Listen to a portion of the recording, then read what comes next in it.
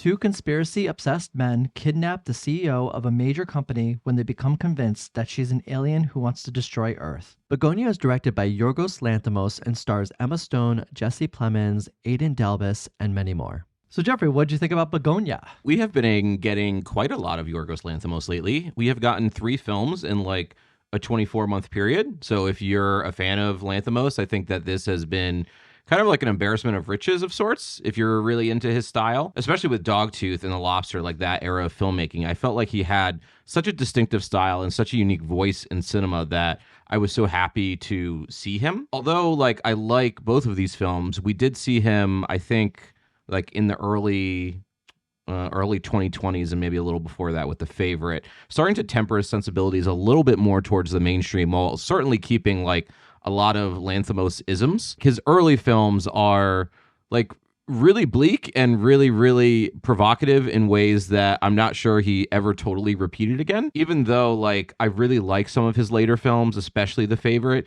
it was hard to kind of feel like you're losing one of the world's great cynics in the process. Now, we've seen him do Poor Things era things, and we've seen him do more Lanthimos old school coded things to varying degrees. I would say that Bugonia is a little bit more old school coded. It is a remake of a film called Save the Green Planet, which is a South Korean film that I saw on the Criterion channel in like very early pandemic, because they were doing like, here are all the classics of South Korean cinema, because it was around the time that Parasite won Best Picture. So anyway, I saw that film, and it's a film that's really underseen, but I think in some ways reflects poorly on this film simply because that movie has the same ending as this movie. So it was almost as if I was watching this movie the second time, the first time I was watching it. And I want to give credit to Lanthimos. This film is very different than Save the Green Planet. He certainly like takes his signature style and he adapts that framework, that general structure of plot, into something that feels very uniquely his. So it's not as if he's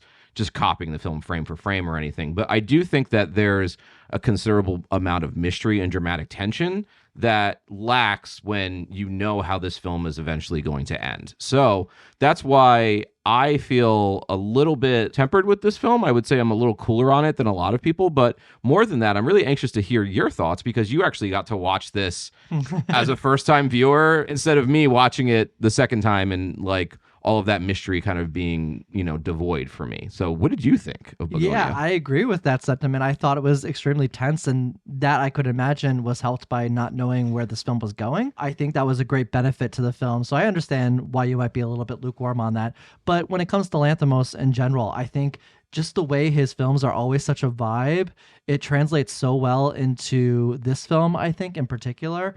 His wides like feed into this very crazed atmosphere that we're experiencing, where our main character kind of really being driven mad by his own paranoia, but also the way that the camera is influenced on Michelle's character, played by Emma Stone, the CEO. These wides kind of give this perception of this like bigger than life, above everybody else attitude. But it's really interesting how these wides are playing with two extremely different characters, but both complement their individual personalities. Yeah, the other thing too, I said this to you when we got out of the theater, but his particular filming style, that he leaves so much space in the frame and he uses these fisheye lenses and the particular like lens work that he uses to make things look really spacey and big, is actually a great compliment to his production design, because it really shows the scale of his production in ways that I don't think every filmmaker is thinking about when they're shooting their film. So it like gives the impression that I think this is a much larger budget film than it actually is, because it has this like sense of scale from the shooting style. Yeah, I completely agree with that. And that was the things I liked most about the film, is that I thought this was a great example in how you can make a very engaging and rich story with so much detail, considering that I think there's about maybe 3 main sets in this entire film. The house, the office space, which is focused only on twice. And very few characters. Yeah, very few characters. So this film, I think, manages to do so much with so little. But I want to start with our characters here and kind of branch off onto the plot that we opened with in our synopsis. So as we were saying, this film is following 2 characters played by Aidan Delbis and Jesse Plemons, who are playing Don and Teddy respectively. And Teddy has convinced Don that there are these aliens out there and that they are coming for us all and they're ruining the planet. Teddy, he's a beekeeper, so the film opens with him caring for his bees and talking about them a little bit, and that ends up becoming maybe a main metaphor for the film. Mm-hmm. But I just really like how great Jesse Plemons is in this role. He is so utterly convincing. He wavers between such intense emotions. He has this great sense of control and patience when the movie begins and he's abducting Emma Stone's character. Mm-hmm. But he creeps like more into chaos as the film progresses. And he at times will break into these sudden and violent outbursts as this control that he has so convincingly at the beginning of the film slips away. So I just thought he did a really good job balancing all these very extreme emotions that he has to handle in the film. Yeah, he's extraordinary. I mean, he has scenes where he has to be plaintive and contemplative, and he has scenes where he needs to explode. And you can tell from the second half of the film how much that he's been repressing because he simply like can't control his anger and his emotion anymore. Emma Stone and Jesse Plemons are both so extraordinary in this film. And what's interesting is they have scenes together. I'm not saying they don't, but they spend a good amount of time apart from one another. Like Emma Stone's in the basement for a while. Jesse Plemons has a lot of buildup with his cousin early in the film, which I think gives this abnormal weight to their scenes that is like absolutely electric, which leads us into Emma Stone, who is like equally extraordinary in this film. Emma Stone is like one of our best living actresses. I didn't love this film, but like she's extraordinary in it, and she should absolutely be nominated for an Oscar for this movie. She has such an extraordinary range. Like, it starts off with her kind of satirizing this girl boss corporate energy. She's exceedingly confident in herself while also having a subtext of satire to the audience, which is not the easiest thing to do. And then pair that with when she's in the basement where she has to take on kind of this falsely tender emotional manipulation. Then scenes where she has the upper hand in some scenes later in the film where she has an absolutely extraordinary command of her language and just absolutely cuts through Jesse Plemons. There are some like magical acting scenes in this movie where like my spine was like tingling a little bit. Like there's a great scene at the dinner table in the basement later in the film, like when everything is kind of revealed and she just changes on a dot. And it's extraordinary. Like it's really like a masterful performance. I think she plays this role of an unbothered CEO so very well. Like the first time we come across her character, she's waking up in bed. She seems completely restful and unbothered by anything, no stress whatsoever. Yeah, kickboxing, a little swimming. Well, that's what I was going to go into because we get these paralleled scenes where we see Teddy and Don going through their daily life, and then we see Michelle going through her daily life, and we see the differences in the way that they eat. We see the differences in the way that they exercise, the things that are available to them, because Michelle obviously has a lot of money and she's the CEO. So she's literally kickboxing in her backyard with like a trained professional. And as she says, she follows a very extensive and expensive anti-aging regimen. Yeah. Diet. Yeah. And when she's in the office and she's like, you could just leave at 5:30 unless you have work to do. Really great. It was so good. I think that scene is in the trailer, but it played just as well in the film itself. Yeah, that's great stuff. I really want to commend Emma Stone because she has, I said this in the last video, either in the Poor Things video or in Kinds of Kindness, but like she has an extraordinary amount of star power. A lot of people are very protective of star power once they have it, and they want to like take roles in particular that don't make them look that bad. And Emma Stone is not that person. She has been working with like one of the world's most unique and bleak filmmakers for like 4 films straight. And she was in The Curse with Nathan Fielder. Like she is just actively not protecting her star power in the way that she is like caring about how she looks in roles, that she cannot be unlikable or something like that. So I just want to give her a lot of credit for that. And also she throws her weight as a producer behind a lot of films that may not get made without her. So I really appreciate that. Yeah, I completely agree. Before we get too far off track, I want to get back to Don, played by Aidan Delbis, because I thought he was equally just as fantastic in this film. He has a very specific cadence, and he has just this very disarming charm about him that works completely well in this film, and it butts up so well against these other two characters with Teddy and Michelle. And it's absolutely necessary to the context of the film, where it ends up, and the overall dynamic between the three of them. So I just really love that he's there to be the person that actually like questions a lot of these things that Teddy's doing. Even though Teddy doesn't really end up listening, you sense that there's something there that he's not quite convinced of this whole alien thing. Are you sure I can't go to the bathroom? Oh, that was so sad. He's a very tragic figure. And I also think that, I mean, this movie is pretty funny, but when you know where it's going and you're watching the film, it becomes remarkably sad to watch, Yes, actually. this movie is very sad. And we'll talk about that more in particular because I have a lot more to say about his character, but that would require spoilers. So I think that in a general sense, and I think this is to some degree why I'm a little colder on this film, and some of it has to do with, again, like my knowledge going into it, but I'm thinking about like the delineation of information in Yorgos's early films. You have a film like Kinds of Kindness or this film to some degree that are really front-loaded in concepting, and it's hurtling towards the finish line that reveals some key insights. In a film like Dogtooth or The Lobster in particular, I feel like he's so good about plunging you into the chaos through these specific events. There's an air of mystery of like, what is going on here? Like just a total confusion on the part of the audience. And he imposes that on the audience and like slowly and gradually reveals what's actually going on and why we're witnessing the things that we're witnessing. And the characters in this film are adding, or like they're just acting within their environment, and we're acknowledging that and taking our knowledge to understand like what this film is ultimately going to be about, right? And to me, that's just a much more interesting and active viewing style than what he's been doing in his past few films. So I feel like a lot of the thrill in those films comes from the unknown and being propelled into that world with no understanding. And he has kind of walked away from that to some degree. I don't think his films, even though they're violent and sad, they can feel, I think, a bit more one note than he was earlier in his career. Like Dogtooth is a really, really provocative film. And I feel like his provocations have felt a little more hollow in the past few years than they did in his early career. And I think that continues here. It doesn't feel as lived in or as detailed as a lot of his earlier films. I guess I would agree with that assessment. I don't know. I disagree with that a little bit because I thought Poor Things was extremely lived in. I wasn't necessarily talking okay. about Poor Things, but Poor Things, I think he lost his edge a little bit. I don't think that film is nearly as provocative as other films. No, maybe not as provocative, but I guess the way I would describe it is that I think this film and a film like Poor Things and The Favorite I would also include in that are just much more cohesive stories.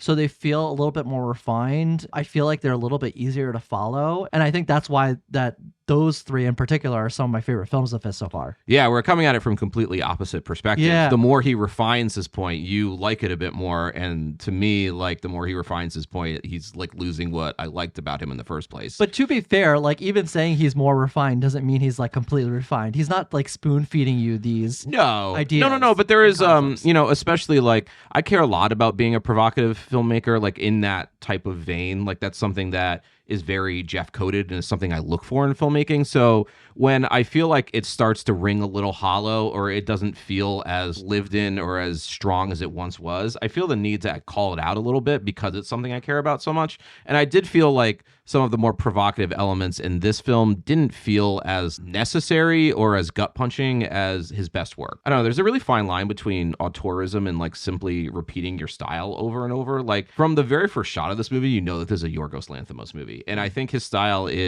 connects with a lot of people and it's extremely distinctive as a filmmaker. And so few filmmakers are able to replicate what he's doing that whenever I see one of his films, I was like, oh, wow, great work. Nothing else in the world looks like this.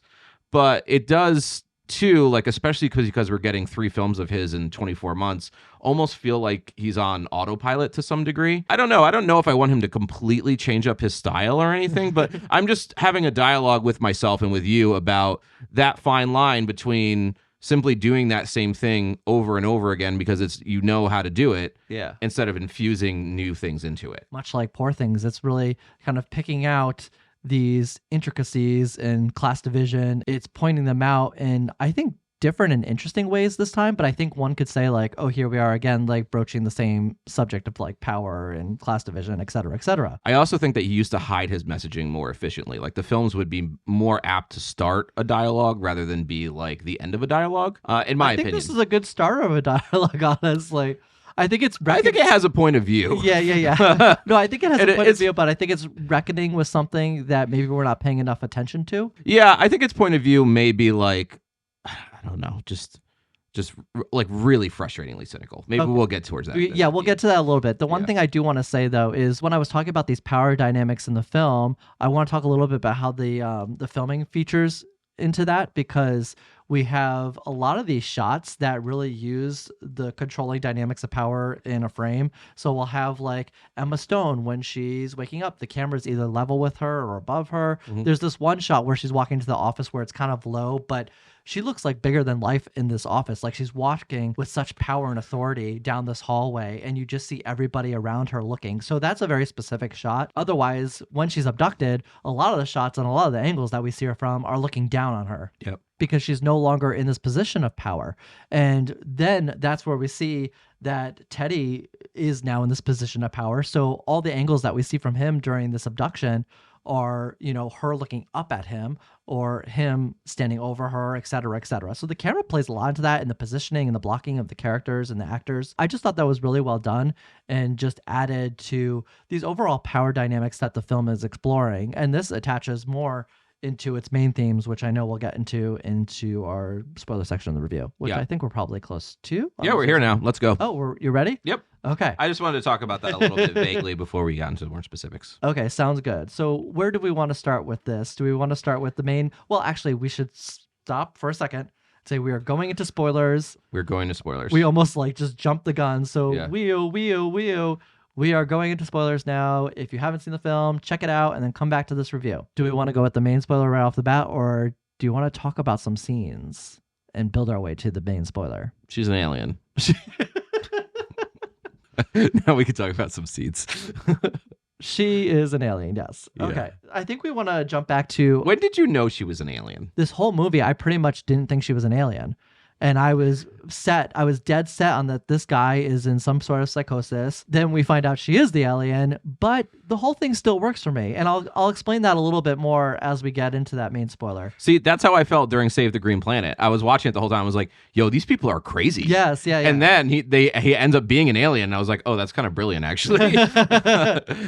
Yes. So before we get into that, I want to talk a little bit about the scenes that builds on all this tension between the three characters. And one of them is this pasta dinner sequence that you had been talking about, where Teddy and Michelle are having this really intense conversation about what it is he's looking for and about his past. And this is where a lot of things start coming to light, but there's this really good tension that's building during the scene. Yes, this is a great scene. And it has actually so much going on in it it's really good. So you have like Donnie that needs to go to the bathroom. He's like the comic relief, while these two people are like literally sparring with one another. Right? In two completely different realities that are not coalescing at all, right? Yeah. It's a scene of just such like straight up acting power that I haven't seen in a hot minute, that it reminds me what those two performers can do. Yeah, I completely agree. And during the sequence, there's this conversation about the bees. And this metaphor of the bees is coming back over and over again. As we know in the beginning of the film, we start with this metaphor of the bees. But when it comes to this dinner table sequence, we see this evolve in a certain way, because Michelle starts talking about the bees and how she likes bees as well. And he's like, well, what do you like about bees? But there's this difference in opinion, because Teddy starts expressing how he believes that the bees are easy to manipulate because they follow their queen so loyally. On the other side, then you have Michelle talking about how she actually values their commitment and their work to their collective cause. So it sets up this just extreme difference in how they view the world. Yeah, completely. And one of the things that really turns up the heat, so to speak, in this scene is Emma Stone's character remembers Jesse Plemons' character, because it's revealed that his mother is it cancer or something of the sort? Anyway, she's very sick, and the sickness is connected to Emma Stone's character's company, basically. And they are taking care of her medical bills and all of these things. And Emma Stone basically like acknowledged that this was a problem and they're going to do better, so to speak, like corporate stuff, Yeah, right? yeah. She's like, I remember you and I remember your mom. That's when he explodes. Going from here, I want to get back to Don, because Don, in my view, really is the main tragedy of this story. And as this story is progressing, there is this moment where the cop comes over, the sheriff, and he's trying to like hang out with Teddy. And then Don is downstairs watching Michelle, and he's got the shotgun. They're having this conversation, and Michelle's trying to convince him to just end this all right now, and she can take care of him. And it sounds very convincing. But, in this internal battle that Don is having, he decides to shoot himself. And it's just really sad. He is the innocent person that obviously cares about doing the right thing. And it's just too much for him in the end to be in between these two people who are so manipulative. I'll say both really poor influences. Yes. And they're just constantly trying to get what they only want out of him. Films are meant to reflect reality. So I feel like in particular this year, we're getting a lot of movies about conspiracy culture and people losing themselves and not realizing the damage that they're doing. And this film in particular shows the harm of platforming those ideas to people who maybe can't think them through or see through them for what they are, because it can really do some harm. I think a lot of people who are conspiracy theorists and spout like conspiracy nonsense online think that they're just kind of saying stuff like, oh, it's fine. I'm just saying stuff. I'm just offering my opinion. I'm just asking questions, right? But real harm can come from this, especially when you're in an echo chamber of only having those opinions said back at you all the time. Hate to bring up like January 6th, but like Trump told people that they were losing the government to a great evil, which is the Democratic Party. What did you think they were going to do? Yeah. That part of the film, I think, is very relatable. Although I will say, although the ending is quite funny, it does make Donnie's death like, I don't know, he basically could have lived another 6 hours and then died with everyone else on Earth. It was of his own terms, that's for sure. Yeah. And I do want to expand on what you were just saying a little bit, because this film to me was deeper than just this micro political landscape that we find ourselves in today. And I think it's more about like the loss of truth and the fall of an empire. When a country is starting to experience its downside, you have a lot of people that become depressed. You have an overall deterioration of mental health in the citizenry due to economic instability. You have a loss of social order. I think that this film is a giant reflection, as well as the metaphor with the bees, just the state of our country right now. People are struggling, and in that struggle, they become susceptible to conspiracy theories. They have to find this greater explanation for why their life is struggling. With that, people tend to lose a sense of identity and purpose. And just like the bees, if they lose their queen, or if the whole hive is starting to go down, you see them like abandon the hive. They go off and they just die on their own. Yeah. It's not a collective anymore. And so this film is really highlighting that specifically with Teddy's character. He is completely lost. He doesn't know what to do about his mother, and he's looking for somebody to blame. I could relate to this, unfortunately, personally, is that I have people in my family that believe that people are lizard people and are controlling the levers of our society. This It's person really also weird. thinks that we're gay because of juice boxes. Yes. Yeah. So if that tells you anything, like these people really do exist. And this has become so much more mainstream. Yes. To the point that we're making Hollywood films about them and criticizing them and showing exactly what you're talking about. I mean, there are like 3 or 4 films this year that directly deal with that. When I was in college, this was like so long ago at this point. Well, it was 15 years ago. Is this about Bugonia? Yes, this is about Bugonia. No, I'm But sorry. I'm gonna I'm tie it sorry. back together. But like back like 15 years ago, this was not mainstream. And this person in my family called me up and said that Obama was going to declare martial law and take over the country and become a king, and that the economy was going to collapse and you better do all these things. And he was utterly convinced of these things. And this person's life, unfortunately, has a lot of trauma. They are lost in their own paranoia. They're lost in needing an explanation. I see so much of that person in this character of Teddy, minus the whole violent aspect.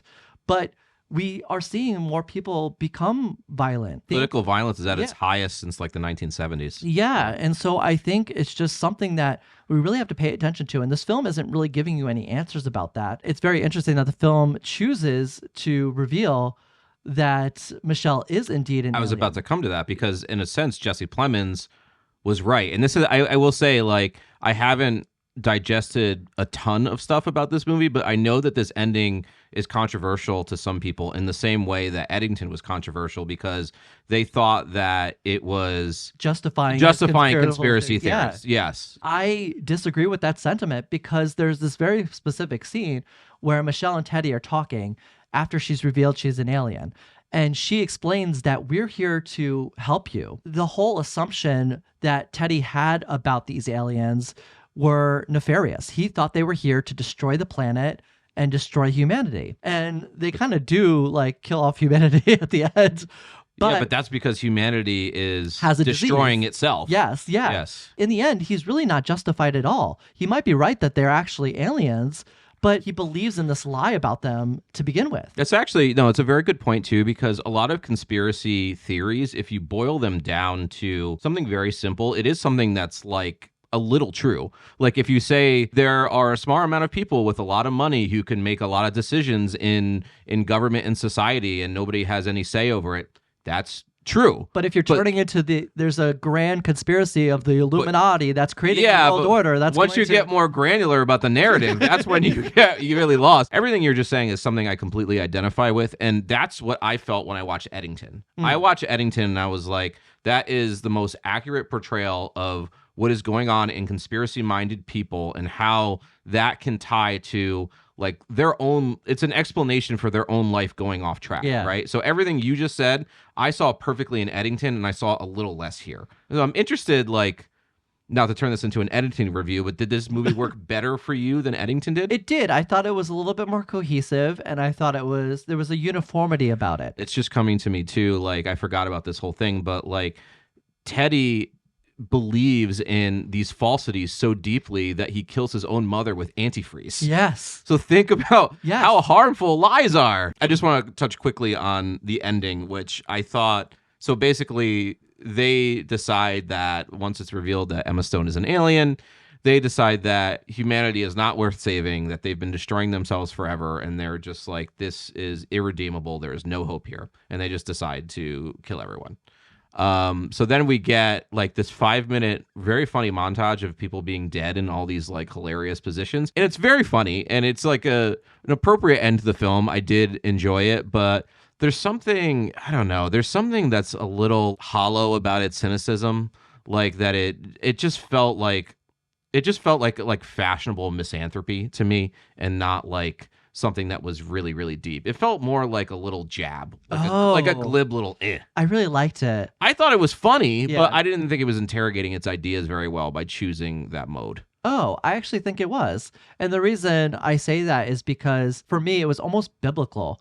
It was like the rapture or something like that. People who believe that God is just going to wipe the earth of all sin again and we're all going to die, much like Moses and the ark were the only thing saved in that whole thing. The reason I like that is because it's following the insanity to its bitter end. So the end goal of their own delusions is just the mass death of absolutely everybody, the destruction of everything. I understand that. I think that there's a way that it's framed in this film where it's the filmmakers and the writer like looking down on humanity, almost like they're above them. It's like one of the things that people always accuse the Coen brothers of being, but I've never agreed with that necessarily. Like a fulfillment of the prophecy of like, everyone is without hope, and it is like there is nothing to fulfill here, and we are irredeemable, and look, ha ha ha ha. You know, and I don't know. That feels a little glib to me. It feels a little on the nose. Eddington, there's actually a lot more tragedy, I think, that's infused into the harrowing, like we're circling the drain type of themes in that movie. Yeah. So I didn't feel as much humanity in the way that it was portrayed here. Okay, I can understand maybe the lack of humanity or feeling. I think nobody was redeemable in this whole situation. Yeah, your reading of it is totally fair, I think. Yeah. You know, it struck me more as like a cosmic joke than like a good life lesson. Yeah, I took it more as metaphorical that like, okay, everything ends, what now? And there's some sort of beauty and just the final shot being these bees just like still working. It made me think of this old poem that I read in college called The World is Too Much With Us. And it was basically about like if we were never here, things would probably be just better off. So you ready to go to grades? Yes, I'm going to give this a B-.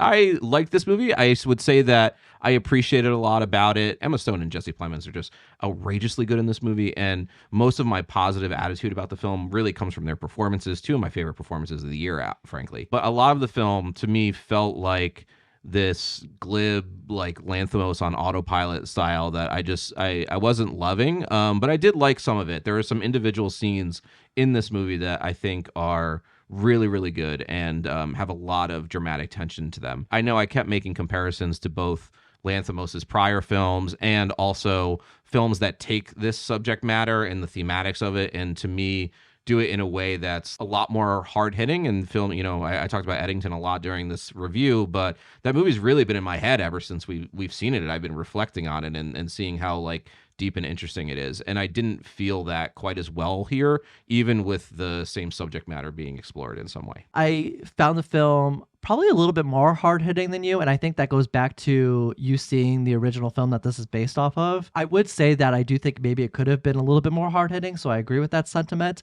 but I really enjoyed this film. I give it an A-. I found a lot to relate to. I thought it was a film that really is a sign of the times, much as like a lot of these films are, editing and the like. There's a lot of them nowadays. One Battle After Another is a lot like that.